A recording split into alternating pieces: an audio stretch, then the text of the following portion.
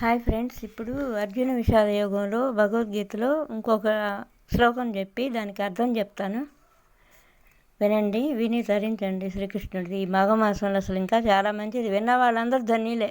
నాకు లైకులు చేసినా చేయకపోయినా సరే. ఒక శ్లోకానికి వెళ్దాం. అర్జున విషాద యోగంలో 7వ శ్లోకం చెప్తున్నా, వినండి, శ్రద్ధగా వినండి.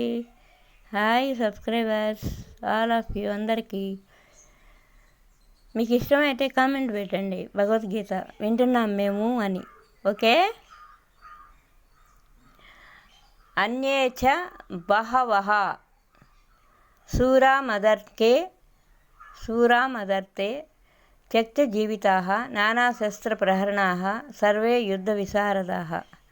అంటే ఇంకనూ పెక్కుమంది శూరులను వీరులను మన సైన్యానందు ఉన్నారు. వీరందరూ కూడా యుద్ధ విశారదులు, నానా అస్త్రధారులు కూడా నా కొరకు తమ ప్రాణాలకు సిద్ధమయ్యి యుద్ధానికి చేయటకు సిద్ధంగా ఉన్నారంట. వాళ్ళు కూడా ఎంతోమంది శూరులు వీరులు సైన్యాలు. తర్వాత ఇంకో శ్లోకం మీకు అర్థమయ్యేలాగా మళ్ళీ కూడా చెప్తాలే. ఇప్పుడు ఇంకో శ్లోకం చెప్తున్నా.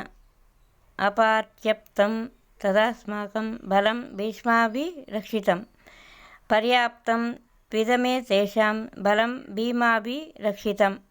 అంటే భీష్మ పితామహునిచే సురక్షితం అపరిమితముగా ఉన్న మన సైన్యము అజేయమైనది. భీమునిచే రక్షింపబడుతూ ఉన్నది. పరిమితంగా ఉన్న ఈ పాండవ సైన్యం జయించుట సులభం అని అనుకుంటున్నారు వాళ్ళు. వీళ్ళే కొద్దిమందేలే అని చెప్పి.